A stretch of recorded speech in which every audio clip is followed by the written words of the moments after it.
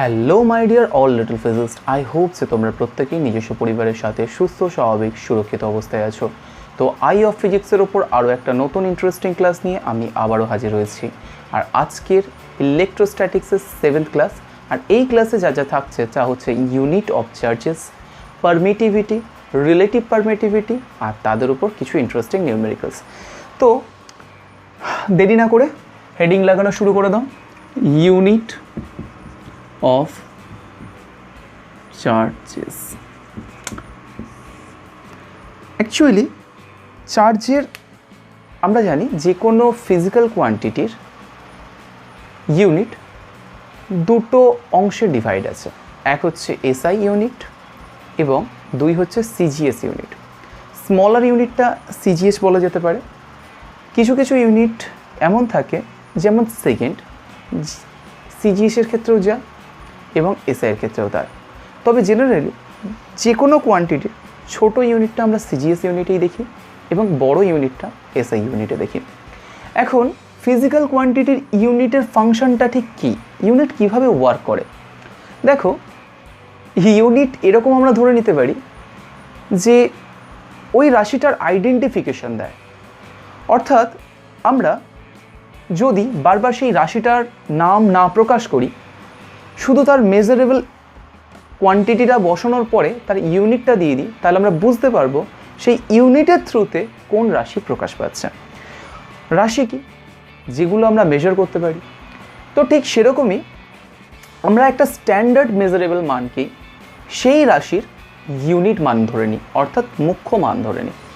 যেমন মনে করো যে আমি যদি বলি আমি কাল 3 কিলোমিটার হেঁটে এলাম, অর্থাৎ তুমি এখান থেকেই বুঝতে পারলে যে আমি কোনো না কোনো লেন্থের কথা বলছি, অর্থাৎ দৈর্ঘ্যের কথা বলছি। তো এখানে রাশিটা কী ছিল? দৈর্ঘ্য। কিন্তু আমি দৈর্ঘ্য নামটা বলিনি যে কালকে আমি এত দৈর্ঘ্য হেঁটে এলাম, আমি শুধু বলেছি 3 কিলোমিটার হেঁটে এলাম, যার থেকে তুমি আইডেন্টিফাই করতে পারলে যেটা কোন রাশি। তাহলে ইউনিটের একটাই কাজ, আইডেন্টিফিকেশন করা। কীরকম? Measurable identification. তাহলে সেক্ষেত্রে আমি 3 কিলোমিটার বলেছি, এখানে 3 কিলোমিটার বলে কিছুই এক্সিস্ট করে না, ইউনিট মানে তো একক। তাহলে 3 কিলোমিটার কথাটার এক্স্যাক্ট অর্থ হচ্ছে 1 কিলোমিটার 3 বার। অর্থাৎ ইউনিট মানে হচ্ছে কিন্তু মনে রাখতে হবে যে 1। জেনারেলি চার্জের ক্ষেত্রেও আমরা ইউনিট ডিফাইন করব আজকের ক্লাসে। তো ইউনিট নিয়ে ক্লাস তো সেরকমভাবে তোমরা 12th স্ট্যান্ডার্ডে উঠে গেছো, করার কোনো প্রয়োজনই ছিল না। শুধু আমি এই কারণে করছি যে ইউনিট লেভেলেই ছেলে মেয়েদেরকে আমি দেখেছি বা অনেক স্টুডেন্টসদের এরকম দেখেছি যারা অঙ্কটা ঠিকঠাক চুজ তো করতে পারে, বাট ইউনিটগুলোকে ঠিকঠাক পারফরমেন্স না করানোর দরুন অঙ্কটা ভুল হয়ে যাওয়ার পসিবিলিটি থাকে। তো সেই কারণেই সঠিক ইউনিট ব্যবহার করতে হবে। এখন একটু আগেই বললাম যে সিজিএস এবং এসআই এই যে দুটো ভাগে ভাগ করা হয়েছে, তো সেক্ষেত্রে যদি এসআইতে নিয়ে যেতে হয় তো সব রাশির ইউনিটগুলোকে এসআই ইউনিটসে নিয়ে যেতে হবে, এবং যদি সিজিএসে নিয়ে আসতে হয় তাহলে সমস্ত রাশিগুলোর একককে সিজিএস ইউনিটে নিয়ে আসতে হবে। তো আমরা চার্জের ইউনিট তো জানবো, বাট আমরা একটু আগে যেটা বললাম যে ইউনিটের কাজ হচ্ছে কোনো রাশির আইডেন্টিফিকেশান তৈরি করা। এখন যে কোনো রাশির আইডেন্টিফিকেশান তাহলে কী করে তৈরি হচ্ছে? ইউনিটের থ্রুতে। ঠিক সেরকমভাবে আমরা আজকের চার্জ ডিফাইন করব। তাহলে চার্জটা কিসের প্রিন্সিপাল? ইলেকট্রিসিটির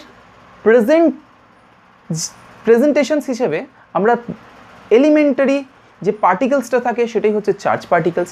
চার্জ ক্যারিয়ার্স হিসেবে ইলেকট্রন অ্যান্ড প্রোটন কেবলমাত্র এই ইউনিভার্সে এক্সিস্ট করে। তো ঠিক সেরকমভাবেই এই চার্জের দুটো কন্ডিশন তৈরি হতে পারে, অর্থাৎ ইলেকট্রিসিটির প্রিন্সিপাল হিসেবে চার্জ থাকছে, আর চার্জের বিভিন্ন অবস্থার দরুন দু ধরনের ফিনোমিনা দেখা যায়। এক হচ্ছে স্ট্যাটিক ফিনোমিনা, যেখানে আমরা পড়ব স্ট্যাটিক ইলেকট্রিসিটি, আর দ্বিতীয় হচ্ছে কারেন্ট ফিনোমিনা, যার দরুন আমাদের কারেন্ট ইলেকট্রিসিটির সূচনা হয়। সো আমরা যদি লিখি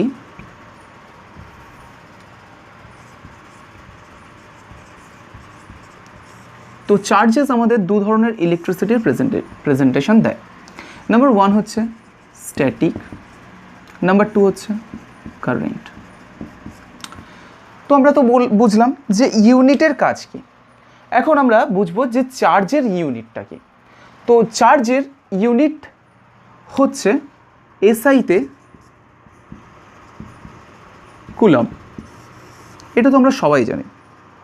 এখন এই ইউনিটকে কিভাবে ডেরাইভ করা যায়, কিভাবে তুমি নিজে থেকে ইউনিটকে ডিফাইন করতে পারবে, আজকের আমরা এই ক্লাসে কিছুটা সেই সম্পর্কে আলোচনা করব। তো স্ট্যাটিক চার্জ হচ্ছে এই দু ধরনের ইলেকট্রিসিটির ফিনোমিনা দেখাতে পারে। তার মেইনলি প্রিন্সিপাল হিসেবে চার্জ আছে। তাহলে চার্জের বিভিন্ন কন্ডিশনসই তো এই দুটো ইলেকট্রিসিটির প্রেজেন্ট করে। চার্জ যখন অ্যাট রেস্ট সিচুয়েশনে থাকে তখন সৃষ্টি করে কি স্ট্যাটিক ইলেকট্রিসিটির। আর এই ইলেকট্রিসিটিতেই ইনডিউস হয়, অর্থাৎ নতুন করে সূচনা হয় কিসের, অ্যাট্রাকশন বা রিপালশন।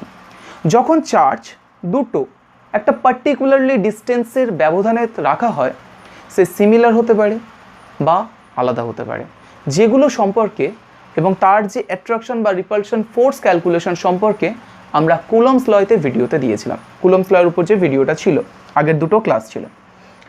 তো এখানে আমরা জানি, আর এই যে ডিফারেন্সেসটা স্ট্যাটিক্স আর কারেন্ট ইলেকট্রিসিটির, সেটা আমি থার্ড ক্লাসে চার্জের ওপর পুরো ডিসক্রাইব করেছি, সমস্ত পার্থক্যগুলো। তো স্ট্যাটিক সিচুয়েশনে জেনারেলি কী হয়, তৈরি হয়, সৃষ্টি হয় বলতে পারো, যে অ্যাট্রাকশন বা রিপালশন ফোর্সের। তাহলে আমরা এই যে চার্জের ইউনিটটাকে ক্যালকুলেট করব, ইউনিট মানে তো একটা স্ট্যান্ডার্ড ভ্যালু। এই যে বললাম ইউনিট মানে এক, এবং একটা কি 1 মিটার, একটা তো লেন্থেরই, তাহলে একটা নির্দিষ্ট লেন্থকে আমরা 1 মিটার ধরে নিচ্ছি। সেটা যদি 3 মিটার বলা যায়, তার মানে কি 3 মিটার হচ্ছে 1 মিটারের 3 টাইমস। অর্থাৎ 3 মিটার পৃথিবীতে কিন্তু এক্সিস্ট করে না, 1 মিটারই কিন্তু ইউনিট। এই ইউনিটটাকে কতবার দিচ্ছি সেটাই। যেরকম আমরা বলে থাকি 10 হাত কাপড়, তো 10টা কি মানুষের হাত হয়? মানুষের হাত তো একটা হাতকে আমরা কবার ইউজ করছি, 10 টাইমস ইউজ করছি। তো সেক্ষেত্রে ইউনিট কিন্তু 1, মনে রাখবে। আর এই একটা কি মানে একটা কোনো ডিজিটটা ক্যালকুলেট করছি কোনো একটা পার্টিকুলারলি স্ট্যান্ডার্ড ভ্যালুকে ইউনিট ধরে, অর্থাৎ প্রিন্সিপাল ধরে। যেরকম 1 মিটার, এই ডিস্টেন্সের লেন্থটা কি আমরা 1 মিটার বলবো, এই ডিস্টেন্সের লেন্থটা কি আমরা 1 সেন্টিমিটার বলবো। তো এইভাবে আমরা কিন্তু পার্টিকুলারলি কোনো একটা নির্দিষ্ট মানকে স্ট্যান্ডার্ড ভ্যালু হিসেবে অ্যাজিউম করার পরে কিন্তু এই সিদ্ধান্তে আসছি। তো সেক্ষেত্রে চার্জ হচ্ছে মেন বা মুখ্য প্রিন্সিপাল হিসেবে কাজ করছে কি এই ইলেকট্রিসিটির ফিনোমিনাগুলো। তো এখানে আমরা দেখলাম যে চার্জের বিভিন্ন কন্ডিশনসের ওপর স্ট্যাটিক ইলেকট্রিসিটি এবং কারেন্ট ইলেকট্রিসিটি ডিফাইন করা যায়। তো চার্জেস যখন রেস্ট কন্ডিশনে থাকে, তাহলে কী ধরনের ইলেকট্রিসিটি প্রডিউস করে, স্ট্যাটিক। আর স্ট্যাটিক ইলেকট্রিসিটির থ্রুতে দেখা যায় যে চার্জ পার্টিকেলস অ্যাট্রাকশন এবং রিপালশন ফোর্স ক্রিয়েট করে, যার ক্যালকুলেশন কুলম্বস লতে আমরা পাই। সেকেন্ডলি যদি আমরা বলি কারেন্ট ইলেকট্রিসিটির কথা, যেখানে চার্জ পার্টিকেলস একটা কন্টিনিউয়াসলি ফ্লো তৈরি করে, এই কন্টিনিউয়াস ফ্লোর মধ্যে দিয়েই দেখা যায় যে কারেন্ট ইলেকট্রিসিটির প্রেজেন্টেশন তৈরি হয়। অর্থাৎ কারেন্ট মানেই বোঝা যাচ্ছে যে রেট অফ ফ্লো বা ফ্লো হচ্ছে। তো সেখান থেকেও কিন্তু আমরা এই স্ট্যান্ডার্ড ভ্যালু হিসেবে কুলমকে ফাইন্ড করতে পারি। তাহলে এই যে কুলমের ডেফিনেশনস আমরা দুটো পোর্শনস থেকে ফাইন্ড করতে পারি, নাম্বার 1 স্ট্যাটিক পোর্শন থেকে, নাম্বার 2 কারেন্ট পোর্শন থেকে। তাহলে দুটো এই যে ইলেকট্রিসিটি আছে দুটো তরফ থেকে কিন্তু কুলমকে ডিফাইন করা যায়। যেমন মনে করো যে আমি কারোর ছেলে, তার মানে কি আমি কারোর ভাই হতে পারি না? আমি ছেলে আমার মা অথবা বাবার, ঠিক সেরকমভাবে ভাই হয় দিদি বা দাদা। তো ঠিক সেরকমভাবে যে তার ভাই আর এনাদের ছেলে দুজনে কি আলাদা পার্সন? তা তো না, আমি একাই, আমিই পার্সন। তো ঠিক সেরকমভাবে কুলম কিন্তু আলাদা না, কিন্তু কুলমকে আমরা আলাদা আলাদা পোর্শনসে কিন্তু ডেরাইভ করতে পারি। তো স্ট্যাটিক ইলেকট্রিসিটির ফিনোমিনাতে আমরা দেখেছিলাম যে চার্জ পার্টিকেলসগুলোর মধ্যে অ্যাট্রাকশন বা রিপালশন ফোর্স কাজ করে। তো ফোর্সের ক্যালকুলেশন থ্রুতে আমরা কুলম ডিফাইন করব। কারেন্ট ইলেকট্রিসিটিতে রেট অফ ফ্লো চলে, কার রেট অফ ফ্লো না ইলেকট্রনসের রেট অফ ফ্লো চলে। তো ইলেকট্রনসের যেহেতু রেগুলার বেসিসে ফ্লো চলতে থাকে, তাহলে ইলেকট্রনসের ফ্লোর রেসপেক্টে কিন্তু আমরা কুলমকেও ডিফাইন করতে পারবো ফ্রম কারেন্ট ইলেকট্রিসিটি। তো কারেন্ট ইলেকট্রিসিটি থেকেও আমরা ডিফাইন করতে পারবো। তো আমরা প্রথমে স্ট্যাটিক ইলেকট্রিসিটি থেকে কুলমের ডিফাইন করব। তো স্ট্যাটিক ইলেকট্রিসিটিতে কী তৈরি হয়, যখন দুটো চার্জ পার্টিকেলস, সাপোজ আমি অ্যাজিউম করলাম Q1 ও Q2 পরস্পরের মধ্য থেকে আর দূরত্বের ব্যবধানে থাকে, তাদের মধ্যবর্তী ফোর্স হয় F is equal to K into Q1 Q2 divided by R square. যদি আমরা এটাকে ভেক্টর ফর্মে লিখি, এখানে আমি কেবলমাত্র ফোর্সের মানটাকে লিখেছি। যদি এটাকে ভেক্টর ফর্মে লিখতে চাও তাহলে এখানে ভেক্টর সাইন ইউজ করবে, এখানে এন ক্যাফ ইউজ করবে। ক্যাফটা কি? এন ক্যাফ আগের ক্লাসে আমি বলেছিলাম যে এন ক্যাফ হচ্ছে ইউনিট ভেক্টর। কোন ডাইরেকশনস বরাবর? নিঃসন্দেহে আমরা কোন রাশিটার মান বার করছি? ফোর্সের মান বার করছি। তাহলে ফোর্সের মান প্লাস দিক আছে, তো সেহেতু তার দিক বরাবর ইউনিট ভেক্টর অর্থাৎ একক ভেক্টর। অর্থাৎ ফোর্স যেদিকে ওয়ার্ক করছে সেই ফোর্সের ডাইরেকশনস বরাবর একক মান নিয়ে তার ডাইরেকশনকে সূচনা দেয়, অর্থাৎ এক, যার মান হচ্ছে ম্যাগনিটিউড হচ্ছে এক, এবং ডাইরেকশনকে সূচনা দিচ্ছে যে এই ডাইরেকশনস বরাবর ফোর্স অ্যাক্ট করছে, যেখানে এই টোটালটা ফোর্সের মান এবং এন ক্যাপ হচ্ছে তার ডাইরেকশন। এখন এর মধ্যে যে কেটা থাকে সেটাকে আমরা বলে থাকি ইলেকট্রিক কনস্ট্যান্ট। এই ইলেকট্রিক কনস্ট্যান্ট কোনো এরকম কনস্ট্যান্ট না, এটা একটা নির্দিষ্ট, কারণ কনস্ট্যান্ট দু ধরনের হয়, আগের ক্লাসে বলেছিলাম। ইউনিভার্সাল কনস্ট্যান্ট হয়, যেটা এই মহাবিশ্বে, এই পৃথিবী সর্ব জায়গায়, জলে স্থলে রণে বনে জলে জঙ্গলে যেখানেই থাক না কেন, এর ভ্যালু সর্বদাই যদি একই থাকে তাহলে আমরা সেক্ষেত্রে বলে থাকি সেটা ইউনিভার্সাল কনস্ট্যান্ট। কিন্তু আমাদের এই ইলেকট্রিক কনস্ট্যান্ট হিসেবে যে কেটা, এর মান কিন্তু বিভিন্ন মিডিয়ামের ওপর ডিপেন্ড করে। জলে রাখলে একরকম, স্থলে রাখলে একরকম, মহাবিশ্বের কোনো এক প্রান্তে রাখলে একরকম, আবার তেলে রাখলে একরকম। তো বিভিন্ন জায়গার উপরে এর মান ডিফাইন করে। তো এর মান যার উপরে ডিফাইন করে সেগুলো নিয়ে আমরা পরে ডিসকাস করব। তো তার আগে আমরা একটা জেনারেল কনসেপ্ট নিচ্ছি ইউনিটসের, যাতে ইউনিটস নিয়ে কারোর কোনো প্রবলেম না থাকে। কারণ ইউনিট সেকশনটা যখন ইলেকট্রোম্যাগনেটিজম আসবে তখন আরও জটিল হতে থাকবে, তো কনফিউশন লেভেল বাড়তে থাকবে। সেহেতু আমি একটা ইউনিটসগুলোকে কীভাবে বুঝতে হয় সেই নিয়ে একটা ছোট্ট কথা বলতে গিয়েই তাই এতক্ষণ লেগে যাচ্ছে।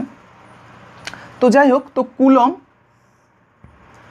স্ট্যাটিক ইলেকট্রিসিটিতে প্রডিউস হয় ফোর্স, তো ফোর্সের magnitude F is equal to K into Q1 Q2 divided by R square.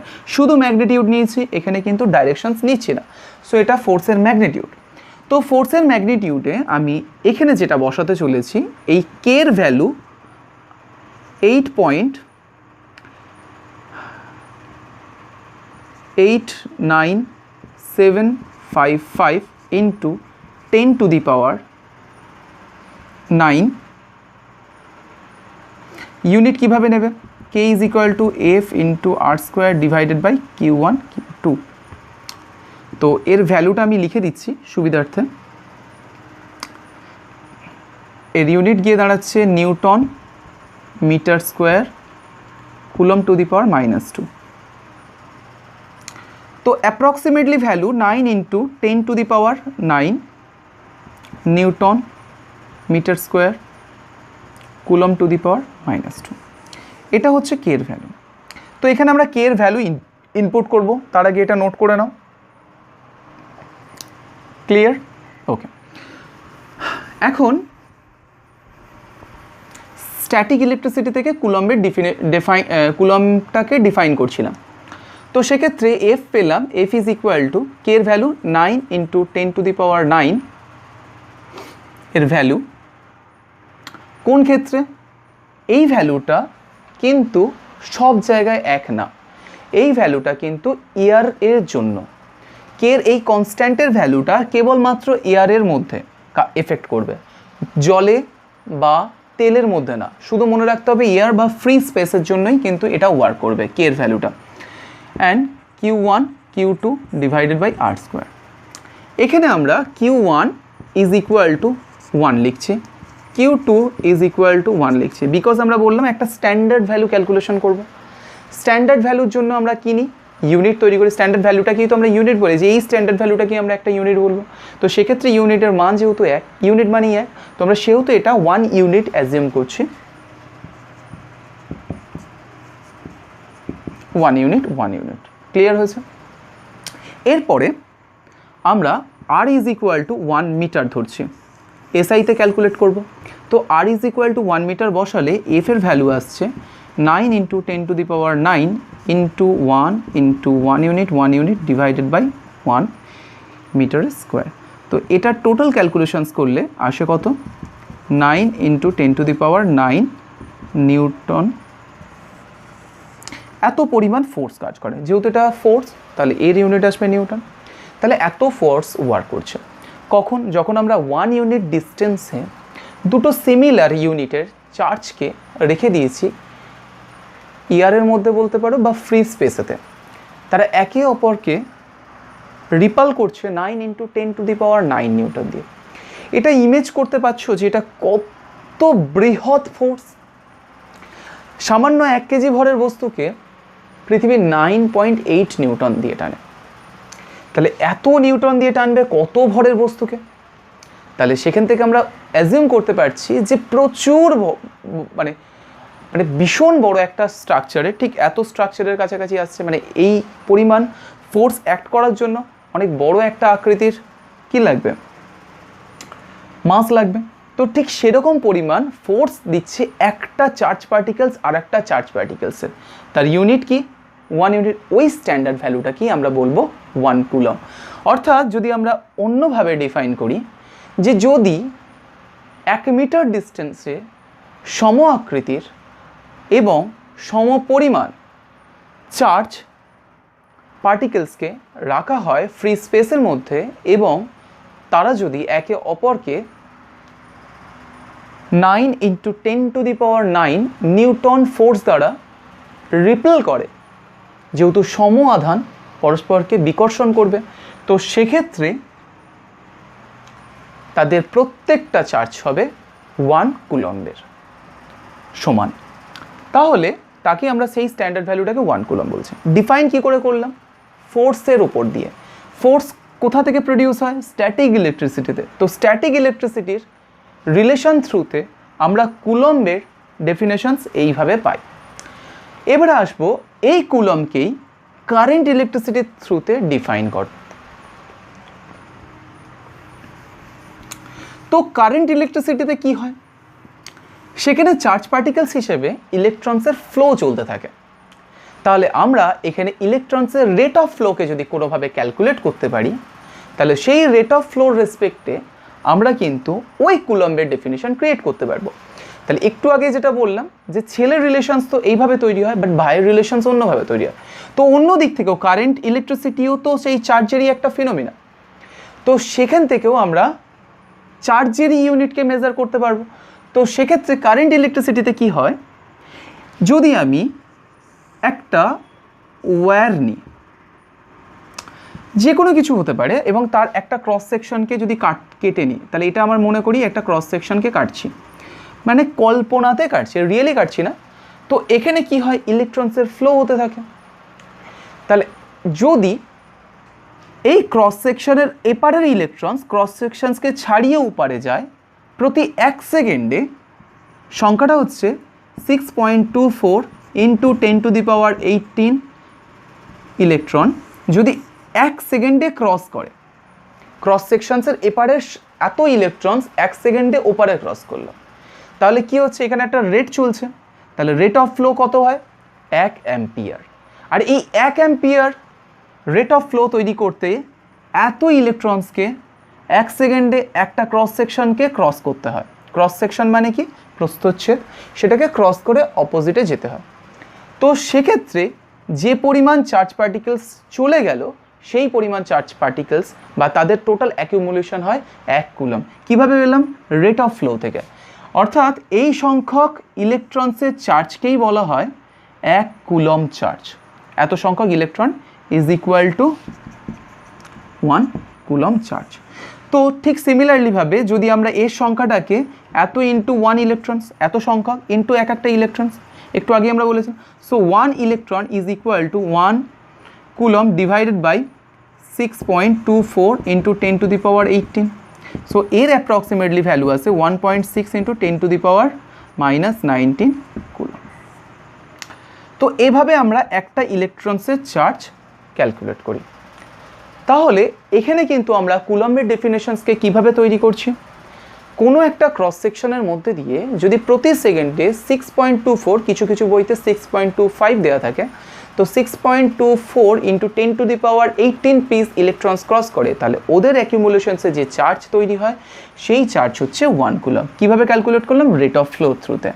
এখানেই আমরা অ্যাম্পিয়ার আর second, ampere is equal to coulomb per second, যেহেতু 1 কুলম চার্জ ক্রস করেছে ইচ সেকেন্ডে, তাকেই আমরা বলে থাকি অ্যাম্পিয়ার।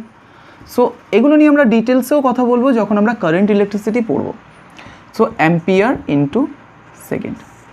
সো কুলমকে আমরা এইভাবেও ক্যালকুলেট করতে পারি যে অ্যাম্পিয়ার ইন্টু সেকেন্ড, যেখানে রেট অফ ফ্লো থ্রুতে কুলমসকে ডিফাইন করা হচ্ছে।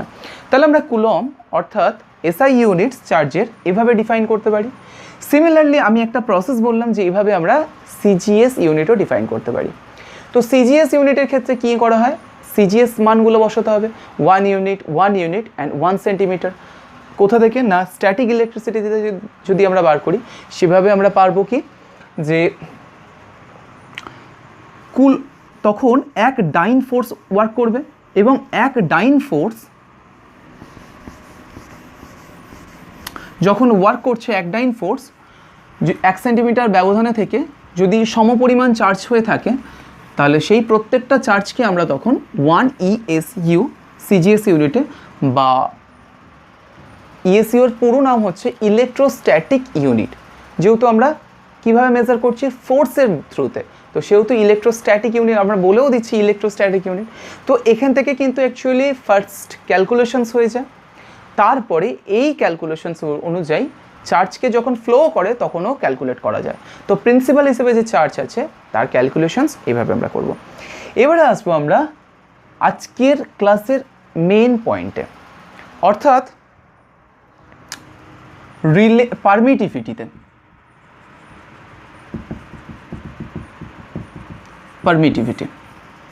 সো পারমিটিভিটি জিনিসটা বুঝতে গেলে আমরা আরেকবার কুলম্বস লকে বুঝব। কুলম্বস ল আমাদের বলে দুটো পয়েন্ট চার্জ যদি একে অপরের থেকে r ডিস্টেন্সের দূরে থাকে, তাহলে তাদের মধ্যবর্তী ফোর্স তাদের সেন্টার অফ মাস জয়েন করা স্ট্রেট লাইন থ্রুতে হয় এবং তাদের মধ্যে থাকা চার্জের গুণফলের সমানুপাতিক এবং দূরত্বের বর্গের ব্যস্তানুপাতিক। তো সেক্ষেত্রে আমাদের ইকুয়েশনস গিয়ে দাঁড়ায় k into Q1 Q2 divided by r square.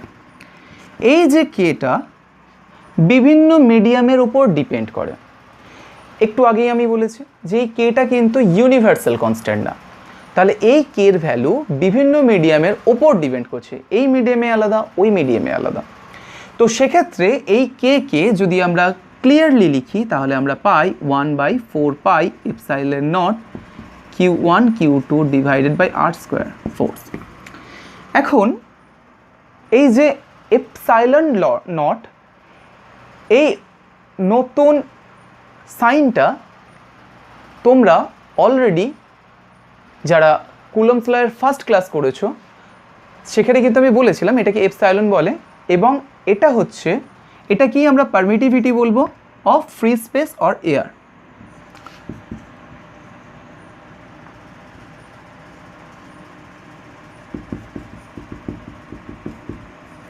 Of free space, clear?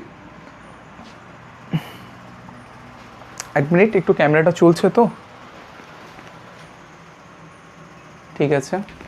So permittivity of free space, তো এটা আমরা যদি দেখি যে Q1 Q2 আর R কোনো একটা ফিক্সড করা আছে, তাহলে সেক্ষেত্রে এই পারমিটিভিটির উপরেই কিন্তু ফোর্স ডিপেন্ড করছে ব্যস্ত সম্পর্কে। তো 0 যখন আমরা বসাবো বা এটাকে এপসাইলন নট বলা হয়, এটা হচ্ছে এয়ারের পারমিটিভিটি। এর মান অ্যাপ্রক্সিমেটলি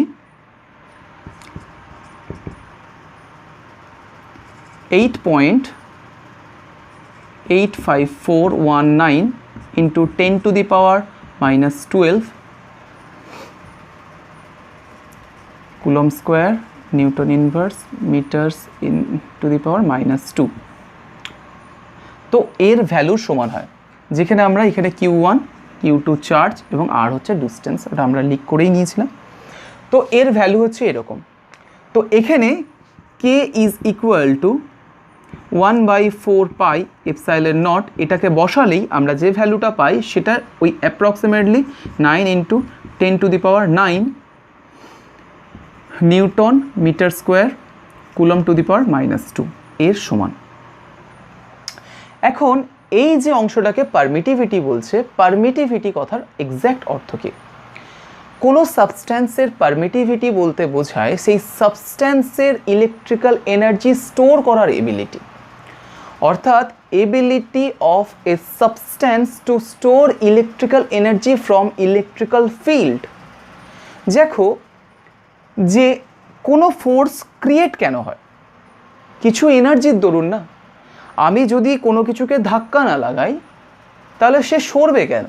তাহলে আমি যখন কোনো কিছুকে হিট করব তাহলে সেক্ষেত্রে দেখা যাচ্ছে যে আমার কিছু এনার্জি আমি ফোর্সেতে কনভার্ট করছি, আমার ইন্টারনাল এনার্জি দিয়েই আমি ওটাকে হিট করছি, তার উপর যেটা পড়ছে সেটা ফোর্স, সে বডির মুভমেন্ট হচ্ছে। তাহলে কোনো স্থির বস্তু যখন সচল হচ্ছে আমরা বলতে পারি যে সেক্ষেত্রে তার উপর ফোর্স অ্যাপ্লাইড হয়েছে।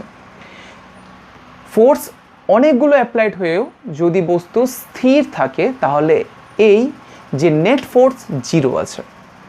তো এক্ষেত্রে পারমিটিভিটি অফ ফ্রি স্পেস বা এয়ারের পারমিটিভিটি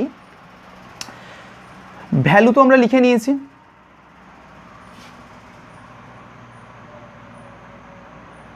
হ্যাঁ, তো পারমিটিভিটি বলতে আমরা যেটা বলছিলাম যে সাবস্ট্যান্সের স্টোরিং এবিলিটি, ইলেকট্রিক্যাল এনার্জি। এখন দেখো দুটো চার্জ পার্টিকেলস একে অপরকে রিপালস করছিল, কিসের থ্রুতে? এনার্জির থ্রুতে। ফোর্স ক্রিয়েট করছিল, ইলেকট্রিক্যাল ফিল্ড ক্রিয়েট করছিল, তাই জন্য তো সে দূরের দিকে যাচ্ছিল। এটা নন কন্ট্যাক্ট, কারণ এখানে টাচ করে নেই, দুটো দূরত্বে আছে, স্পেস মাঝখানে কিছু নেই বা কোনো মিডিয়াম আছে, তার সত্ত্বেও এরা নন কন্ট্যাক্টলিভাবে ফোর্স ক্রিয়েট করতে পারে বা ফোর্স জেনারেট করতে পারে। সেটা আমি প্রথম ক্লাসেই বলেছিলাম যে এদের ফোর্স নন কন্ট্যাকচুয়াল ফোর্স। তো এইভাবে যে ফোর্সটা ক্রিয়েট করছিল, সাপোজ মনে করো এখানে আমার Q1 চার্জ পার্টিকেলস আছে, এখানে Q2 চার্জ পার্টিকেলস আছে এবং তাদের মধ্যবর্তী ডিস্টেন্স আছে R, এবং এরা একে অপরকে, এরা যেহেতু সিমিলার তো একে অপরকে রিপালসিভ ফোর্স ক্রিয়েট করছিল। তাহলে একে অপরের থেকে কি চেষ্টা করছিল? দূরের দিকে সরে যেতে। এই রকম কন্ডিশনে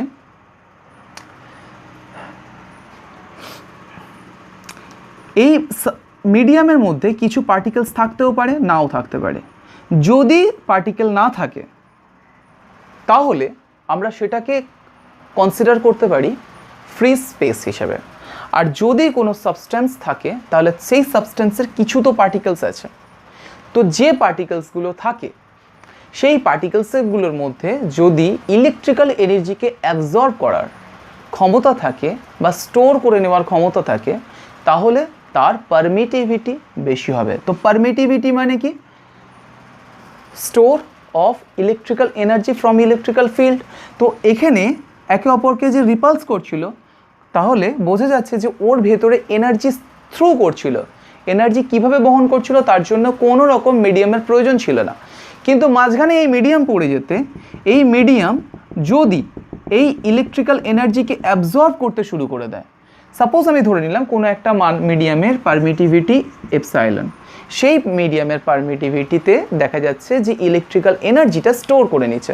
তাহলে ও যে পরিমাণ এনার্জি দিয়ে একে দূরের দিকে সরাচ্ছিল তার মাঝখানের পার্টিকেলসগুলো এবং সাবস্ট্যান্সগুলো কী করছে? সেই এনার্জিটা নিজের মধ্যে স্টোর করা শুরু করেছে। তাহলে এর থেকে এই পর্যন্ত এনার্জি কি হবে? কমবে না বাড়বে? সহজভাবেই ওর থেকে এই পর্যন্ত এনার্জি আস্তে আস্তে এনার্জি রিডিউস হবে। তো এনার্জি যদি মিড পয়েন্টে স্টোর হতে থাকে তাহলে এই পয়েন্টে যে রিডিউস হবে তার দরুন ফোর্স রিডিউস হবে। সিম্পল ব্যাপার যে এই পর্যন্ত, সিম্পল ব্যাপার যে আমি যতটা ফোর্সে দিচ্ছিলাম তার মাঝখানে যদি ফোর্স মানে যতটা এনার্জি আমি সাপ্লাই করছিলাম মাঝখানে যদি এনার্জিগুলো অ্যাবজর্ব হতে থাকে তাহলে যেখানে সাপ্লাই করতে যাচ্ছিল সেই পর্যন্ত অতটা এনার্জি যাবে না, তো অতটা ফোর্স জেনারেট হবে না। ঠিক সেরকমভাবেই কোনো মিডিয়ামের পারমিটিভিটি বলতে আমরা বুঝবো সেই মিডিয়ামের ইলেকট্রিক্যাল এনার্জি স্টোর করার ক্ষমতা। সো কোনো মিডিয়ামের পারমিটিভিটি যদি বেশি হয় তাহলে সে কী করবে? সে বেশি পরিমাণ ইলেকট্রিক্যাল এনার্জি স্টোর করবে এবং ফোর্সকে রিডিউস করে দেবে। তো সেক্ষেত্রে আমরা দেখতে পাই যে যদি কোনো কোনো ক্ষেত্রে দূরত্ব এবং চার্জ সমান থাকে, তাহলে বিভিন্ন জায়গায় তার সাবস্ট্যান্সের পারমিটিভিটির ওপর দিয়ে এই বলের মান বিভিন্ন হয়ে যাবে। তো যার পারমিটিভিটি যত বাড়তে থাকবে তার ফোর্স, অর্থাৎ সেই মিডিয়ামের মধ্যে দুটো চার্জ পার্টিকেলসের ফোর্স তত কী হবে, কমতে থাকবে। তো সেক্ষেত্রে আমরা বাংলাতেও তড়িৎ ভেদ্যতা কথার মধ্যে দিয়ে বোঝা যায় তড়িৎ ভেদ করার মতো ক্ষমতা। তো পার্টিকেলস যদি তড়িৎকে নিজের কাছে পারমিট করতে দেয়, ভেদ করে, তাহলে ওখানেই কি হবে, ইলেকট্রিক ফিল্ড তো ওখানেই অ্যাবসর্ব হবে। নামের মধ্যেই অনেক কিছু দেওয়া থাকে। তো এটা ক্লিয়ার হয়েছে। এবারে আমরা আসবো যে দুটো মিডিয়ামের পারমিটিভিটির সাথে ফোর্সের রিলেশন, তারপরে আমরা আসবো রিলেটিভ পারমিটিভিটিতে। তো ন্যাচারালি রিলেটিভ পারমিটিভিটিটাকেই আগে বলি, বরং একটু সুবিধাই হবে। দেখো, রিলেটিভ কথাটা কখন আসে, যখন কারোর রেসপেক্টে কোনো কিছুকে কনসিডার করতে হয়, তখনই রিলেটিভ কথাটা আসে। যেমন মনে করো যে একটু আগেই যে রিলেশন দিয়ে বলছিলাম যে কার রেসপেক্টে এই রিলেশনটা, তার ঠিক সেরকমভাবেই অ্যাজিউম করো যে আমার একটা ওয়েট আছে। আমি প্রত্যেকটা জটিল রাশি মনে রাখতে চাই না। জটিল রাশি মানে এখানে কমপ্লেক্স নাম্বার না, আমি বলতে চাইছি যে এক একটার ভ্যালু এমন থাকে, যেরকম আমরা এপসাইলন নটের যে ভ্যালুটা পেয়েছিলাম ওই ভ্যালুটাকেই আমরা মাইন্ডে রাখতে চাই, আর সব রকম ভ্যালু আমরা মাইন্ডে রাখতে চাই না। তো ওই একটাকে রেখে আমরা বাকিগুলোকে অ্যাজিউম করব। এখানেই বলা হয় রিলেশন তৈরি করা, যে একটার রেসপেক্টে, যেরকম আমার রেসপেক্টে আমার ফ্যানের দূরত্ব, তোমাদের দূরত্ব, ফোনের দূরত্ব, এই আমার রেসপেক্টে চুজ করছি, ঠিক সেরকমভাবেই রিলেটিভিটির প্রেজেন্টেশনস এখান থেকেই তৈরি হয়, যখন আমি কোনো একটা ভ্যালুকে প্রিন্সিপাল ভ্যালু হিসেবে অ্যাজিউম করার পরে সেই ভ্যালু দিয়ে অন্যকে রিলেট করব। ক্লিয়ার? যেমন যদি এখনও না ক্লিয়ার হয়, এই এক্সাম্পলের মাধ্যমে ক্লিয়ার হবে। যেমন মনে করো আমি আমার ওজনটাকে মনে রাখতে চাই, আর সবাইয়ের ওজনকে মনে রাখতে চাই না, তাহলে আমি কিভাবে ডিফাইন করব? যেমন মনে করো আমার ওজন 10 কেজি, যদিও 10 কেজি না, আমি অ্যাজিউম করতে বলছি যে মনে করো আমার ওজন 10 কেজি। তো আমার ওজন যদি 10 কেজি হয়, এবং এবার আমি বলছি যে আমার বাড়িতে আমার বাবার ওজন আমার থেকে 1.5 গুণ বেশি, আমার বন্ধুর ওজন, একটা বন্ধু এর ওজন মানে ABC করে আমার অনেক বন্ধু আছে, তো এর ওজন আমার থেকে 3 গুণ বেশি, বির ওজন আমার থেকে 6 গুণ বেশি, সির ওজন আমার থেকে 4 গুণ বেশি, এরকম বলে দিলাম। দেখো, আমি এখানে কারুর কিন্তু ওজন বলিনি, আমি কিন্তু আমার ওজন বলেছিলাম 10 কেজি, সরি 10 ওজনের, কিন্তু মানে আমার ভর 10 কেজি, কারণ ওজনের ইউনিট আলাদা এসে যাবে, ওর সাথে মাল্টিপ্লিকেশনস করতে হবে। তো আমার ভর 10 কেজি। তো আমি বাকি যাদের ভরের কথা বলেছি, তাহলে তাদের সাথে আমার রিলেশনস কীভাবে ক্রিয়েট করব? তাহলে এইভাবে যদি আমি এত গুণ বেশি, ও আমার অর্ধেক, এইরকমভাবে বলে দিই, তাহলে আমি প্রত্যেকটার ক্ষেত্রে কিন্তু আমি আমার নিজেকে প্রিন্সিপাল রেখেছি, প্রিন্সিপাল রেখে কিন্তু ওর সাথে রিলেশনস তৈরি করেছি। তাহলে সেক্ষেত্রে বোঝা যাচ্ছে যে আমার বাবার ভর আমার থেকে 1.5 গুণ বেশি, অর্থাৎ আমার 10 কেজি হলে বাবার 15 কেজি। এরমভাবে এ বন্ধুর 3 কেজি যদি হয়ে থাকে তাহলে তার 30 কেজি। এই যে ক্যালকুলেশনস করছি, তাহলে আমার থেকে সে কত গুণ বেশি, শুধু আমি এইটুকু বলেছি, বাকি আমার ক্যালকুলেশন সেখানেই পড়ে আছে। যখন আমার ওর ভর লাগবে, তখন আমি সেক্ষেত্রে কি করব, আমার ভরের সাথে ওর কত গুণ বেশি সেই সংখ্যাটা গুণ করে দিলেই পেয়ে যাব। তো এই যে রিলেশনস প্রেজেন্ট করা, এখানেই তৈরি হয় ইউনিটলেস কোয়ান্টিটি, অর্থাৎ এককহীন রাশি এখানেই তৈরি করা যায়। তো যে রাশিগুলোর জন্য আর আমি ইউনিট ব্যবহার করিনি, আমি কি এখানে একবারও ইউনিট ব্যবহার করেছি ওর ভরের ক্ষেত্রে বা অন্য কারোর ভরের ক্ষেত্রে? আমি শুধু বলেছি এত গুণ বেশি, বেশি বা কম, এত গুণ দিয়ে আমরা ক্যালকুলেট করেছি।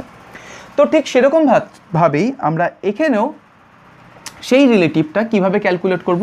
তাহলে সেখানকার প্রিন্সিপাল হিসেবে যেরকম আমি আমার ভরটাকে নিয়েছিলাম, এখানকার প্রিন্সিপাল অর্থাৎ ইলেকট্রোস্ট্যাটিক্সের পারমিটিভিটির প্রিন্সিপাল হিসেবে কিন্তু আমরা ফ্রি স্পেসের পারমিটিভিটিটাকেই প্রিন্সিপাল ভ্যালু হিসেবে অ্যাজিউম করব, এবং তার রেসপেক্টে অন্যান্য যে মিডিয়ামের পারমিটিভিটিগুলো আছে, মানে অ্যাবজর্বিং ক্ষমতাটা আছে, সেটাকে ক্যালকুলেট করব। এখন মনে রাখতে হবে যে ফ্রি স্পেসের পারমিটিভিটি সবচেয়ে কম, কারণ আমরা একটু আগেই জেনেছি যে পারমিটিভিটির সাথে একটা রিলেশন, যে পারমিটিভিটি যত কমবে তত ফোর্স বেশি অ্যাক্ট করতে পারবে। তো ফ্রি স্পেসের পারমিটিভিটিটাকেই আমরা প্রিন্সিপাল পারমিটিভিটি হিসেবে ধরবো এবং তার রেসপেক্টে অন্য পারমিটিভিটি ক্যালকুলেট করব। তো সেক্ষেত্রে আমরা সেই অবস্থাকে বলতে পারি বা সেই ক্যালকুলেশনটাকে বলতে পারি যে রিলেটিভ পারমিটিভিটি বা ডাই ইলেকট্রিক কনস্ট্যান্ট।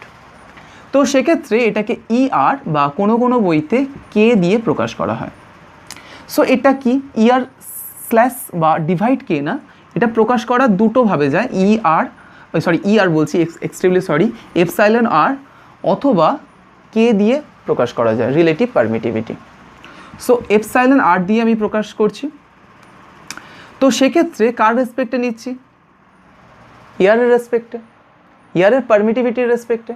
সো এর পারমিটিভিটির রেসপেক্টে যখন আমরা অন্য পারমিটিভিটিকে ক্যালকুলেশনস করব বা কত গুণ, তাহলে আমার নিঃসন্দেহে তার পারমিটিভিটি দিয়ে ভাগ করে দিলেই পেয়ে যাব। তো সেক্ষেত্রে এপসাইলন হচ্ছে দ্বিতীয় কোনো মিডিয়ামের পারমিটিভিটি অ্যাজিউম করছি, আর এপসাইলন নট হচ্ছে এর পারমিটিভিটি। তো এই রিলেশনস থেকে আমরা বুঝতে পারছি এর পারমিটিভিটি, অর্থাৎ রিলেটিভ পারমিটিভিটি আমরা বুঝতে পারছি। তাহলে রিলেটিভ পারমিটিভিটি মানে কি? যখন এয়ারের পারমিটিভিটির থেকে সে কত গুণ বেশি বোঝায় সেটা কি? তাহলে কোনো মাধ্যমের যদি পারমিটিভিটি ক্যালকুলেট করতে হয়, তাহলে রিলেটিভ পারমিটিভিটি জানা থাকলে সেটা কত গুণ বলে দিচ্ছে, তার সাথে মাল্টিপ্লাই করে দিলে সেই তার পারমিটিভিটি পেয়ে যাব। সো সেই মিডিয়ামের permittivity is equal two relative permittivity into free স্পেসের পারমিটিভিটির মাল্টিপ্লিকেশন। একটু আগেই যেরকম বলছিলাম যে আমার কোয়ান্টিটি, আমার মাসটাকে আমি যদি প্রিন্সিপাল কোয়ান্টিটি হিসেবে অ্যাজিউম করি, তাহলে সে তার রেসপেক্টে অন্যান্যগুলোকে আমি বলেছিলাম কেবলমাত্র এত গুণ, যেরকম 20 গুণ বা 3 গুণ 4 গুণ। তো কারোর যখন 30 কেজি হয়েছিল, তো 30 কেজিকে যখন আমি আমার মাস দিয়ে ডিভাইড করব, কি পাচ্ছি? 3 গুণ কথাটা পেয়ে যাচ্ছি। 30 কেজি তার ছিল, আমার ছিল 10 কেজি, আমার রেসপেক্টে কালে কত হচ্ছে? সে আমার থেকে 3 টাইমস বেশি। তাহলে এই যে 3 গুণ বেশি, তাহলে সেক্ষেত্রে আমরা এটাকে কি পেয়েছিলাম? Relative condition. আর যখন আমরা এই 10 দিয়ে সেই রিলেটিভ কন্ডিশনসটাকে মাল্টিপ্লাই করছিলাম, তখন আবার কি পেয়ে যাব? তার মাসটা। ঠিক সেরকমভাবেই যখন আমরা ইয়ারের পারমিটিভিটি দিয়ে রিলেটিভ পারমিটিভিটি অর্থাৎ কত গুণ ছিল সেটাকে যখন মাল্টিপ্লাই করব, কত গুণ তো আমরা বলেই দিয়েছি, তার কত গুণ, কত গুণ, এয়ারের পারমিটিভিটির কত গুণ, তাহলে তত গুণ মাল্টিপ্লাই করে দিলেই তো হয়ে যায়, তার মিডিয়ামের পারমিটিভিটি পেয়ে যাব, সেই মিডিয়ামটার পারমিটিভিটি। তো এইরকম সিচুয়েশনসে আমরা দুটো কেস নেব এবং তারপরে আমরা আসবো নিউমেরিক্যাল সেকশনে। নাম্বার 1, কেস 1, দুটো charge particles Q1 and Q2 8 ডিস্টেন্সের ব্যবধানে আছে। এখানেও সেই একই চার্জ পার্টিকেলস, এটা মিডিয়াম 1, এটা এয়ার। এখানেও Q1 Q2 8 ডিস্টেন্স ব্যবধানে মিডিয়াম 2তে অবস্থান করছে, যেখানে Q1 Q2 আর R কিন্তু ইকুয়াল। এখন আমরা এর সাথে ফোর্সের সাথে পারমিটিভিটির একটা রিলেশনস প্রেজেন্ট করব। একটু আগে আমরা পেয়ে গেছি যেটা কি হয়, একে অপরের সাথে ব্যস্ত সম্পর্কে থাকে।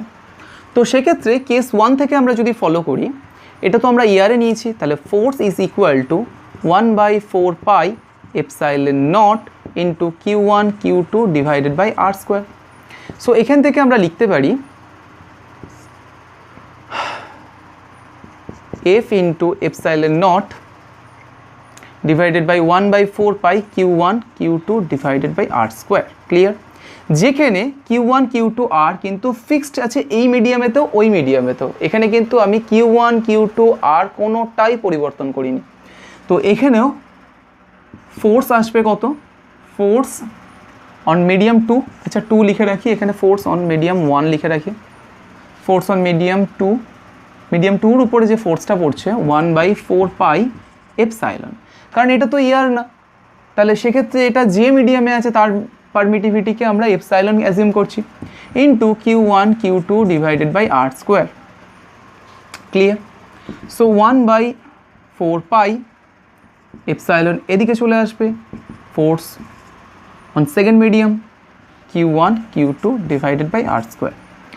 তো এখানে এই যে কোয়ান্টিটিটা এলো, এই কোয়ান্টিটির মান দুটো কি হবে? সমান, যেহেতু আমরা এখানে Q1 Q2 R কোনোটাই চেঞ্জ করিনি, সো এখানেও Q1 Q2 R কোনোটাই চেঞ্জ করিনি। তো এই দুটো রিলেশনস থেকে আমরা পেতে পারি 1 and 2 একটা নতুন রিলেশন তৈরি হবে। আমি কিন্তু বারবার বলছি যে এটা কিন্তু Q1 Q2 R কোনোটা চেঞ্জ না করে, তো এদের মধ্যে থেকে একটা রিলেশনস তৈরি হচ্ছে। সো F1 এপসাইলন নট অর্থাৎ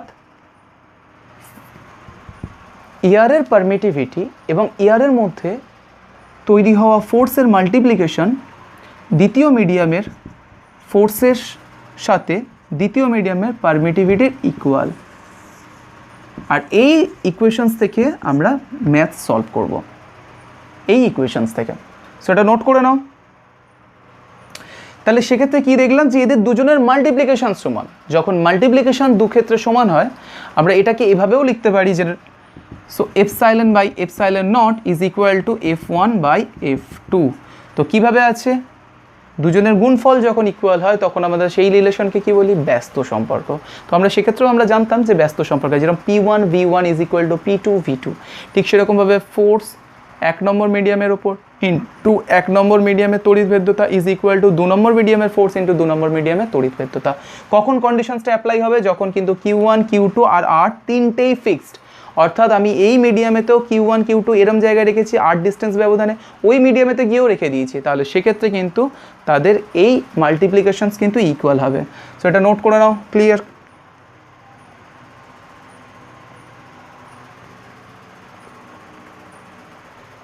ওকে, মুছে দিচ্ছি।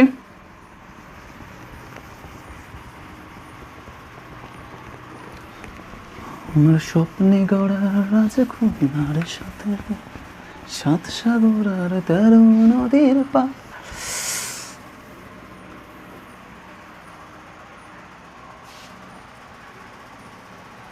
আচ্ছা, এরকম মাঝপথে যদি এরকম ফের করে, hello my dear all little physicist, I hope যে তোমরা সবাই ভালো আছো। তো এবার আমরা কোয়েশ্চেন্স নিউমেরিক্যালসে আসবো। কোয়েশ্চেন্স নাম্বার 1 নিচ্ছি। আমরা এই পয়েন্টের ওপর রেসপেক্টে কিন্তু অনেক কিছু তৈরি করব। তো কোয়েশ্চেন্স নাম্বার 1, দুটি সম পরিমাণ আধান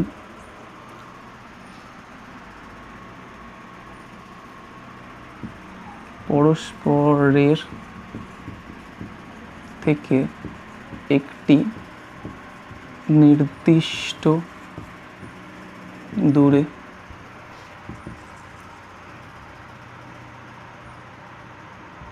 থাকা অবস্থায়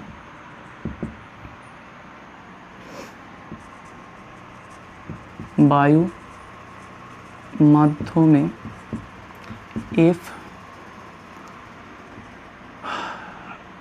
বল প্রয়োগ করে কাঁচ মাধ্যমে রাখলে তাদের মধ্যবর্তী বল কত হবে? দুটি সমপরিমাণ আধান পরস্পরের থেকে একটি নির্দিষ্ট দূরে থাকা অবস্থায় বায়ু মাধ্যমে এফ বল প্রয়োগ করছে, একে অপরকে বিকর্ষণ করছে। তাহলে যদি এদেরকে কাঁচ মাধ্যমে রাখলে তাদের মধ্যবর্তী বল কত হবে? কাঁচের রিলেটিভ পারমিটিভিটি বা বলতে পারো পরাবৈদ্যুতিক ধ্রুবক, সো আমি relative permittivity is equal two 8। তো কাঁচের রিলেটিভ পারমিটিভিটি 8 কথার অর্থ কি বললাম? যে বায়ুর থেকে রিলেটিভ পারমিটিভিটি বলেছে, তো বায়ুর থেকে 8 টাইমস কি আছে? বেশি আছে। তো আমরা এটাকে সলভ করতে চলেছি। তাহলে আমরা একটু আগে একটা ইকুয়েশনস দেখেছি যেখানে ডিস্টেন্স একই আছে বলেছে, তো বায়ুর ক্ষেত্রেও যা ডিস্টেন্স আছে, যা চার্জ আছে তাই রাখতে বলেছে। আর কোয়েশ্চেন্স করেছে কি যে এই রকম কন্ডিশনে কি হবে, কত ফোর্স আসবে। তো এইরকম অবস্থা আমাদের ফোর্স ছিল কত? এফ ছিল। তাহলে আমরা প্রথম কন্ডিশন সিআরের মধ্যে দিয়ে লিখে নিই। তাহলে প্রথম কন্ডিশনসের ফোর্স ইনটু বায়ু মাধ্যমের পারমিটিভিটি ইজ ইকুয়াল টু দ্বিতীয় মাধ্যমের ফোর্স ইনটু দ্বিতীয় মাধ্যমের কী হবে পারমিটিভিটি। তো দ্বিতীয় মাধ্যমের পারমিটিভিটিকে আমরা অ্যাজিউম করেছি কত এপসাইলন দিয়ে, আমরা কাঁচের পারমিটিভিটি এপসাইলন দিয়ে অ্যাজিউম করেছি। তো কাঁচের পারমিটিভিটি কিন্তু এখানে বলে দেওয়া নেই, এখানে রিলেটিভ পারমিটিভিটি বলে দেওয়া আছে। তো epsilon by epsilon naught F by F2।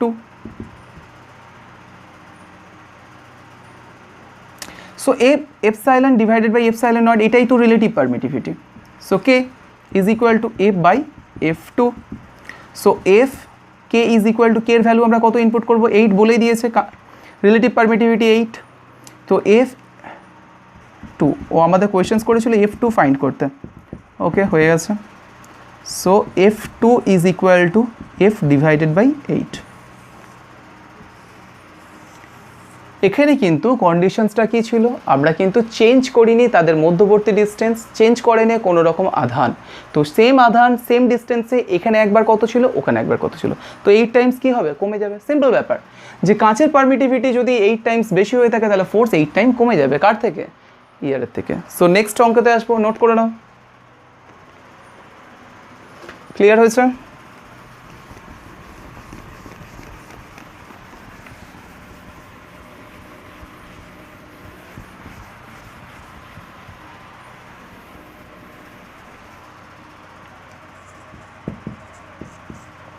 Question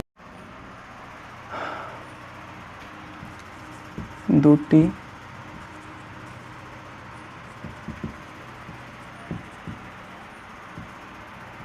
আধান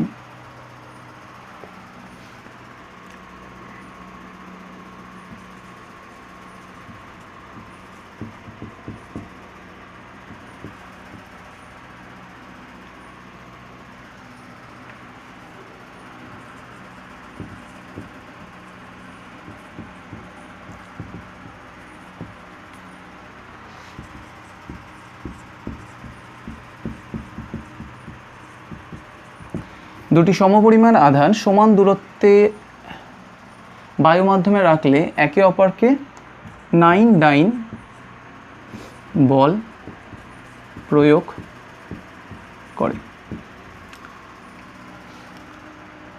অপর কোনো মাধ্যমে রাখলে 4 ডাইন বল প্রয়োগ করে। মাধ্যমের পরাবিদ্যুৎ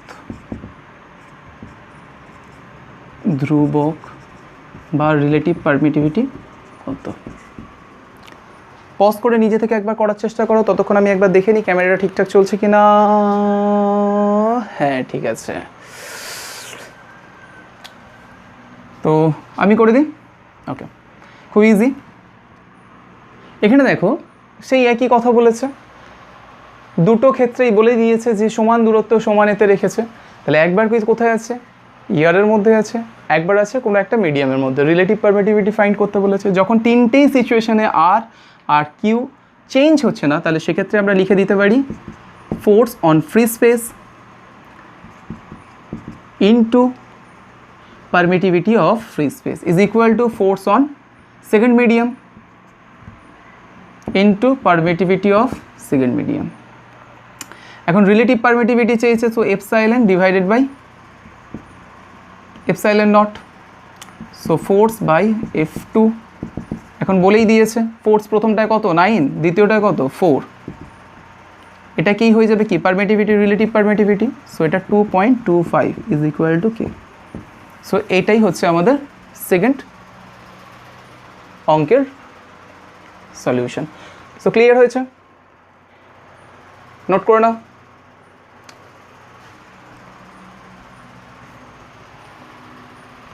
থার্ড নাম্বার নিউমেরিক্যালসটা কিন্তু ইন্টারেস্টিং নিউমেরিক্যালস, তো এটা ক্লিয়ার হয়েছে। ওকে, মুছে দিচ্ছি।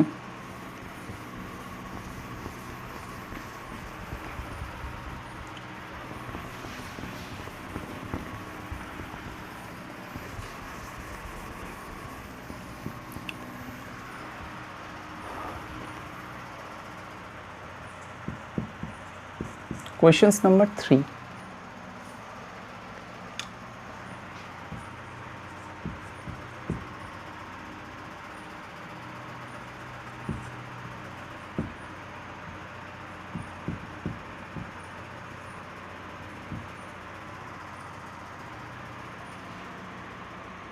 দুটি সমমানের ক্ষুদ্র গোলককে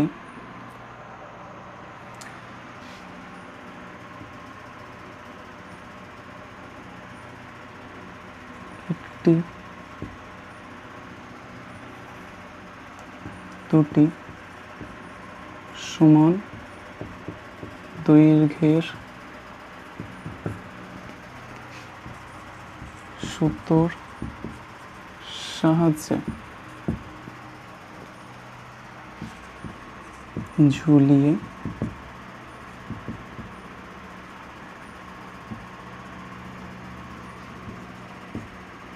পরস্পর রাখলে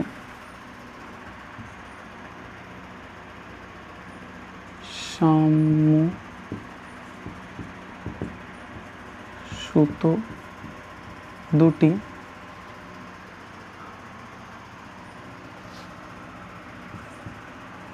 মধ্যবর্তী কোণ হয়। সাম্যাবস্থার সুতো দুটির মধ্যবর্তী কোণ হয় 30 ডিগ্রি। এখন এই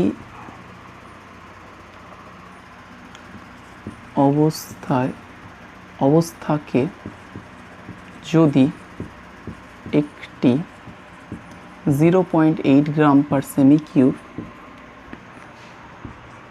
ঘনত্বের তরলে ডোবানো হয়, তবে 0.8 গ্রাম পার সেমি কিউব ঘনত্বের তরলে ডোবানো হয়, তবে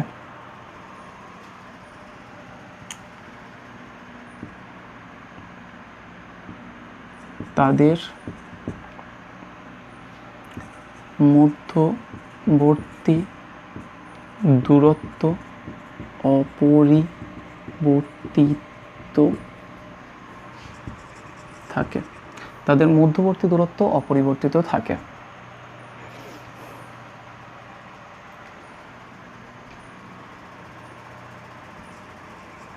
মাধ্যমের রিলেটিভ পারমিটিভিটি বা বিদ্যুৎ ধ্রুবকের মান নির্ণয় করো।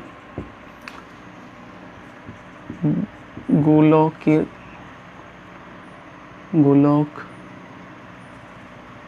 দুটির দেখা যাচ্ছে তো, গোলক দুটির ঘনত্ব 1.6 গ্রাম পার সেমি কিউব। ক্লিয়ার? আগে অঙ্কটা নোট করে নাও। যে দুটো সমমানের ক্ষুদ্র গোলককে দুটি সমান দৈর্ঘ্যের সুতোর সাহায্যে ঝুলিয়ে রাখলে সাম্যাবস্থায় সুতো দুটির মধ্যবর্তী কোণ হয় 30 ডিগ্রি।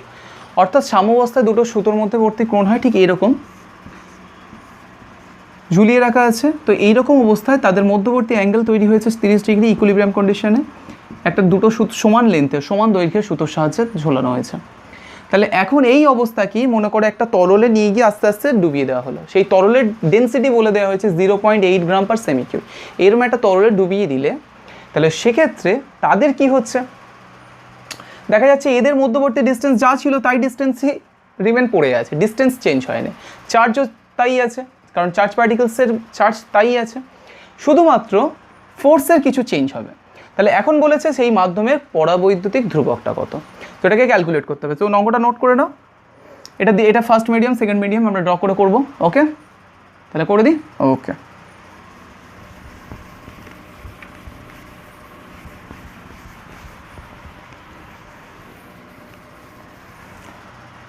নাম্বার 1 সিচুয়েশনসটা ছিল এই রকম। আমরা এটাকে কেস 1 বা এয়ার মিডিয়ামের কথা কল্পনা করছি, এয়ার মিডিয়াম বা মিডিয়াম 1, মিডিয়াম, আমরা সেকেন্ড মিডিয়াম এখানে নিচ্ছি, সেই তরলের মিডিয়াম, তাহলে সেক্ষেত্রে মিডিয়াম 2, ওকে। তো এখানে আমরা তরলের মধ্যেও রেখেছি, ঠিক সেম অবস্থায় আছে, তাদের মধ্যবর্তী অ্যাঙ্গেল চেঞ্জ হয় না, যেহেতু আর্ট চেঞ্জ হয় না। আচ্ছা, তো এটা তরলের মধ্যে আছে, কালি মনে হয় ভরতে হবে, কালি একদম শেষ হয়ে গেছে, ওকে। তাহলে দেখো এই ক্ষেত্রে আমরা কি করতে পারি। তো প্রথম সেকশনে আমরা দেখছি যে চার্জ যা আছে তাই আছে, দুটো গোলকের চার্জ। এখন দেখো কোনো তরলে যদি আমরা কোনো বস্তুকে নিমজ্জিত করি, তাহলে তরল তাকে কি দেয়, একটা ঊর্ধ্বমুখী প্লবতা বল ক্রিয়েট করে। এই যে ঊর্ধ্বমুখী প্লবতা বলই তো আপথ্রাস, তাহলে এই ঊর্ধ্বমুখী প্লবতা বলের দরুন আরও একটা বল ওপরের দিকে ক্রিয়েট হবে, যেটা হেল্প করবে কি বস্তুর ওজনকে আপাত হ্রাস করতে, যেটা আমরা আর্কিমিডিসের ল থেকে জানি। এখন এই প্লবতা বলটার মান কত হয়, প্লবতা বলটার মান হয় যে তরল অপসারিত হয়েছে, অর্থাৎ যে পরিমাণ তরল অপসারিত হয়েছে। তাহলে এই গোলকটা এর ভেতরে ইন করেছিল, এই গোলকটাও তাই, তাহলে যে পরিমাণ তরল অপসারণ হয়েছে তার আয়তন কত হবে, এইটার সমান। আর তার ভর কত হবে, সেই তরলের ডেন্সিটি দিয়ে যখনই আমরা মাল্টিপ্লাই করব, তাহলে সেক্ষেত্রে তার ভর পেয়ে যাব। আর ওজন কখন পাবো, যখন তার সাথে জি মাল্টিপ্লাই করব, তাহলে সেই পরিমাণ কি হবে, আপথ্রাসের ভ্যালু হবে। তো আপথ্রাসের ভ্যালু তো আমরা ক্যালকুলেট করবো। তো প্রথমে আমরা এর দেখে নিই কী ঘটনা ঘটছে। তো মনে করি দূরত্ব আছে আর, মধ্যবর্তী অ্যাঙ্গেল আছে 30 ডিগ্রি। তো এখান থেকে যদি ভাগ করি তাহলে এটা 15 ডিগ্রি হবে, এদিকেও 15 ডিগ্রি হবে। তাহলে সেক্ষেত্রে আমাদের ইলেকট্রোস্ট্যাটিক ফোর্স অর্থাৎ কুলম্বস ল বা কুলম্বীয় যে বল, সেটা কোন দিক বরাবর কাজ করবে, সমপরিমাণ আধান বিকর্ষণ করছে, করে তো একটা অবস্থায় ইকুইলিব্রিয়াম কন্ডিশনে এসছে, তাহলে এও কি কোন দিক কাজ করবে, এদিকে কাজ করবে। তো এটা F1 এই দিক বরাবর কাজ করছে, ক্লিয়ার। এখন বস্তুর ভরের দরুন যে ওজন ক্রিয়েট হচ্ছে সেটা নিচের দিক বরাবর কাজ করছে। সুতোর টান, টেনশন ধরে নিলাম, টেনশন কোন দিক বরাবর, সুতোর ডাইরেকশনস বরাবর কাজ করছে। এই টেনশনটাকে দুটো কম্পোনেন্টে ভাগ করে নিচ্ছি। কোন কোন কম্পোনেন্ট, একটা এক্স এক্সিসের অ্যালং, একটা ওয়াই এক্সিসের অ্যালং। তাহলে এক্স এক্সিসের অ্যালং এটা কত হবে, এটা 15 ডিগ্রি হলে এটা 15 ডিগ্রি, তাহলে 15 ডিগ্রি মানে টি টেনশন 1 লিখে রাখছি, এটা tension 1, T1 cos 15 degree. So এদিকে কী হবে, T1 sin 15 ডিগ্রি। এখন ইকুইলিব্রিয়াম কন্ডিশনসে আছে, মানে এর এদিকে যত ফোর্স ওয়ার্ক করছে এদিকেও তত ফোর্স ওয়ার্ক করছে। কারণ ইকুইলিব্রিয়াম মানে কি, আমি একটা স্থির অবস্থায় আছি, তাহলে আমার রাইট সাইডেও যা ফোর্স প্রয়োগ করছে, যেমন মনে করো আমি এখন স্থির অবস্থায় আছি, তাহলে পৃথিবী আমাকে যত বল দিয়ে টানছে ঠিক তত পরিমাণ নর্মাল বা লম্ব বল এই মেজ আমাকে ওপরের দিক বরাবর দিচ্ছে, তবেই তো আমি স্থির হয়ে আছি। তাহলে হলে তো আমি চলে যেতাম, কোনো একটা নেট ফোর্স যদি আমার উপর ওয়ার্ক করতো। তাহলে এটা স্থির অবস্থায় আছে, মানে এর নেট ফোর্স 0 আছে। তাহলে F1 is equal two T1 sin 15 degree. So similarly mg is equal to T1 cos 15 degree. তো এই দুটোকে যদি আমরা ডিভাইড করি 1 and 2, তাহলে F1 divided by mg is equal to T1 sin 15 degree divided by T1 cos 15 degree. T1 cancel, so sin 15 degree by cos 15 degree is equal to tan 15 degree. So F1 by mg is equal to tan 15 degree. So F1 is equal to mg tan 15 degree. Clear? Okay. মার্কারের কালি তো একটু মনে হয় ভরলে ভালো হয়। আচ্ছা দেখছি যতটা যায়। সো সিমিলারলি আমরা এদিকটাকে কি করে ক্যালকুলেট করব, এটা একটা তরলের মধ্যে আছে, তাহলে এর উপরেও একটা ফোর্স কাজ করছে F2, mg নিচের দিক বরাবর কাজ করছে, টেনশনের একটা কম্পোনেন্ট ওপর দিক বরাবর, টেনশনের একটা কম্পোনেন্ট এই দিক বরাবর। তো এর টেনশনকে আমরা T2 অ্যাজিউম করলাম, তাহলে এর ক্ষেত্রেও কত ডিগ্রি অ্যাঙ্গেল আছে, সেই একই অ্যাঙ্গেল, টোটাল 30 ডিগ্রি। সো এটা 15 ডিগ্রি, এটা 15 ডিগ্রি, তাহলে 15 ডিগ্রি অ্যাঙ্গেলস এই দিকে আছে। তাহলে 15 ডিগ্রি অ্যাঙ্গেলসের রেসপেক্টে, কারণ এই কোণটা একান্তর, তাহলে 15 ডিগ্রি অ্যাঙ্গেলের রেসপেক্টে আমরা যদি বলি, তাহলে T2 cos 15 degree, T2 sin 15 degree. Clear? So F2 is equal to T2 sin 15 degree and mg is equal to T2 cos 15 degree। কি তাই? ঘোড়ার ডিম। কারণ এটা একটা ওয়াটারের মধ্যে, ওয়াটার না, একটা কোনো দ্বিতীয় মিডিয়াম, কোনো লিকুইডের মধ্যে আছে। তাহলে লিকুইড এক্ষুনি তো বললাম একটা আপথ্রাস দেবে, তাহলে সেক্ষেত্রে কি হবে, একটা আপথ্রাস এর সাথে অ্যাড করতে হবে।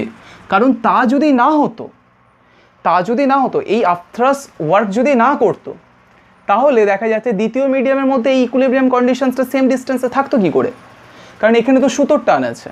তো এই আপথ্রাস কীভাবে ওয়ার্ক করছে দেখো, আপথ্রাস যখন ওয়ার্ক করছে তাহলে সেক্ষেত্রে কী হবে, এই ওপরের দিকের কম্পোনেন্টটা একটু ইনক্রিজ করবে। তাহলে সেক্ষেত্রে দেখা যাচ্ছে T2 cos 50 ডিগ্রি তো আছে, প্লাস তার সাথে অ্যাড করছে কি আপথ্রাস, এই দুটোর ভ্যালুর ইকুয়াল হবে কি mg। তাহলে সেক্ষেত্রে এর কন্ডিশনস আর এর কন্ডিশনসের মধ্যে তো ডিফারেন্স থাকবে। সিম্পল ব্যাপার, একটা জিনিস যদি আমি জলের মধ্যে দিয়ে দিই বা কোনো তরলের মধ্যে নিমজ্জিত করি, তাহলে সেই বস্তুটা কী হয়, ওজন তো হ্রাস হয়। তাহলে এখানে mgর ভ্যালু এই দুটোর ভ্যালুর অ্যাডিশনসের সমান আসবে।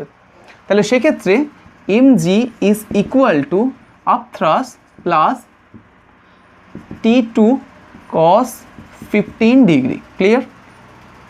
So mg minus u is equal to T2 cos 15 degree.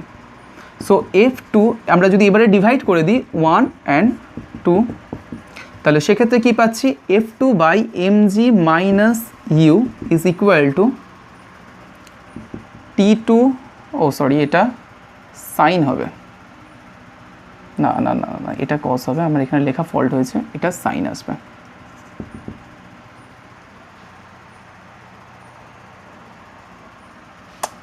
ওফো, ঠিকই তো আছে,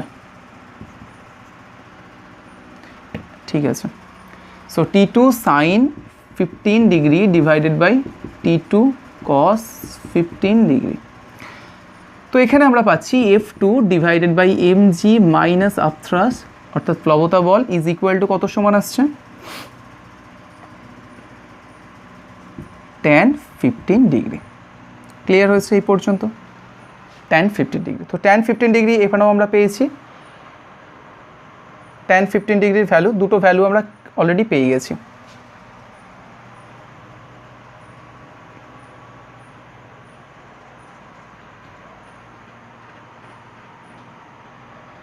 তাহলে এবার আমরা ক্যালকুলেশনস করলে আমাদের হয়ে যাবে।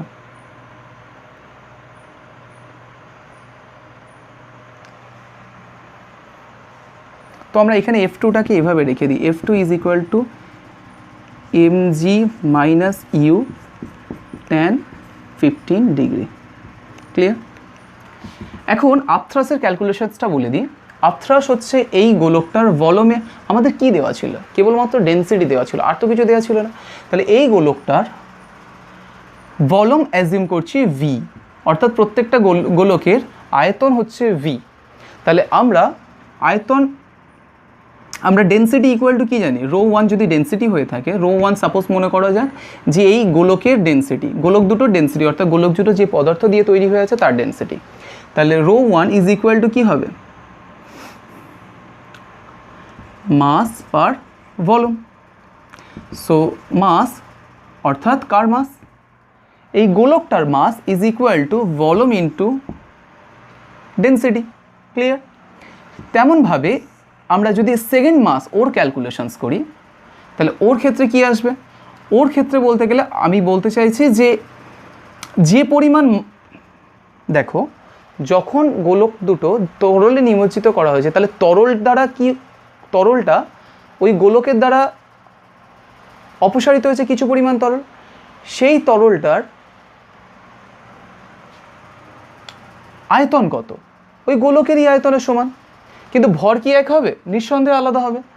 তাহলে আমি যদি ওই তরলের ভরটার কথা বলি, তরলের ভর মনে করো m1, তাহলে ওই তরলের ভর যদি m1 হয়, যে পরিমাণ তরল এই গোলক দ্বারা কি হয়েছে, অপসারিত হয়েছে, তাহলে সেই পরিমাণ তরলের ভর যদি m1 হয়ে থাকে, তাহলে আয়তন তো একই আছে, শুধু ওর ঘনত্ব হবে কি আলাদা। সো ρ2 ওর ঘনত্ব। এখন আপথ্রাসের ভ্যালু কত হয়, তরলের ভর ইন্টু জি, মানে তরলের ওজনের সমান। So upthrust is equal to কার, m1, অর্থাৎ যে পরিমাণ তরল অপসারিত হয়েছে সেটার ওজন সেটার ভর m1 ইন্টু জি, এটা হবে আপথ্রাস। আর আমরা এই এমটা কার না গোলকের নর্মাল অবস্থায় ভরের এম। ক্লিয়ার হয়েছে? ওকে, তো আমি এই পোর্শনসটাকে মুছে দিচ্ছি, মুছে দিয়ে এবার আমরা ক্যালকুলেশনস করব। তাহলে দেখো লাস্ট সেকশনে আমরা পেয়েছি F2, এখানে দেখো প্রত্যেকটা ডিস্টেন্স চার্জ সমান আছে, তাহলে আমরা সেই ইকুয়েশনস বসাতে পারি। Force on one medium into epsilon nought force on second medium into epsilon. So force on F1 আমরা পেয়ে গেছি mg tan 15 degree into epsilon nought, F2 mg minus u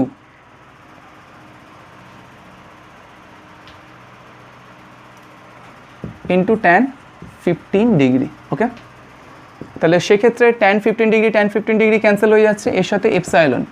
so epsilon divided by epsilon naught is equal to আসছে mg upon mg minus upthrust. So এটাই তো হচ্ছে আমাদের relative permittivity, যার value calculations করতে বলে দেওয়া হয়েছে। তাহলে সেক্ষেত্রে relative permittivity is equal to mg। এমকে আমরা কীভাবে লিখতে পারি এক্ষুনি বলেছি যে এটা কার মাস, এই গোলকগুলোর মাস। তাহলে গোলকগুলোর মাস গোলকের আয়তন ইন্টু গোলকের ঘনত্ব ρ1 ইন্টু জি। এক্ষেত্রে আমরা কি লিখব, ভি ρ1 জি মাইনাস ভি একই ρ2, যেহেতু ρ2 কেন আমরা একটু আগে বার করেছিলাম m2 বা m1 ইন্টু জি, সেক্ষেত্রে ভি ρ2 ইন্টু জি। ক্লিয়ার? এটা কিন্তু আমরা কার মাস নিচ্ছি, এই গোলকটার মাস না, ওই গোলকের সমপরিমাণ যে তরল অপসারণ হয়েছে সেই তরলের মাস ইন্টু জি। সো কে, তো এখান থেকে কি কি ক্যান্সেল হয়ে যাচ্ছে, V and V into G common উঠে আসে, ভি ইন্টু জি ρ1 মাইনাস ρ2। তাহলে এই পোর্শনস ক্যান্সেল হয়ে যায়। ρ1 এর ভ্যালু কত দেওয়া আছে, ρ1 এর ভ্যালু দেওয়া ছিল 1.6। ρ1 কি গোলকের ডেন্সিটি, তাহলে গোলকের ডেন্সিটির ভ্যালু দেওয়া ছিল 1.6 মাইনাস 0.8 তরলের ডেন্সিটির ভ্যালু। তরলের ডেন্সিটিকে আমরা ρ2 অ্যাজিউম করেছিলাম, তো ρ2 হবে। তো সেক্ষেত্রে গিয়ে দাঁড়াচ্ছে 1.6 divided by 0.8 is equal to কে।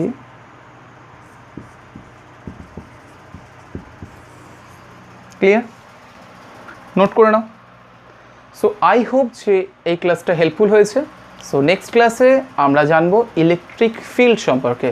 তো ততক্ষণ পর্যন্ত সবাই বাড়িতে ভালো থাকো, সুস্থ থাকো, এটুকুনি কামনা করি। তো ততক্ষণ পর্যন্ত শুভরাত্রি।